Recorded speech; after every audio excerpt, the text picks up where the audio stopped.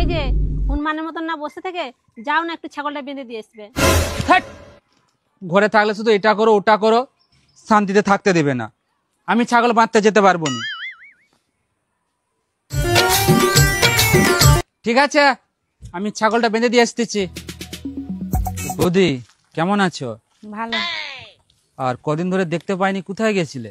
আর বলো না, আমার মাতাল স্বামী আমাকে ঘর থেকে বেড়াতেই দেয়নি। আর জানো, তোমার জন্য আমার কত মন খারাপ হচ্ছে, তোমাকে দেখতে পাইনি বলে। তাই নাকি? আমার জন্য তোমার মন খারাপ? আমি তোমার কি করে ফেলেছি? তুমি আমার মন চুরি করে নিয়েছো, আমি তোমাকে ভালোবেসে ফেলেছি। তাই নাকি? হ্যাঁ। আমিও তোমাকে মনে মনে ভালোবেসে ফেলেছি, কিন্তু বলতে পারিনি। তাই? তাহলে এখন একটা কিস দাও। এখন যদি কেউ দেখে ফেলে? আর তোমার বউ?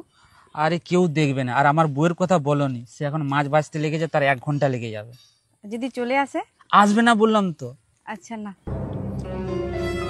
ছেগলগুলোকে ছেড়ে দিলে তো। ঠিক আছে দাও।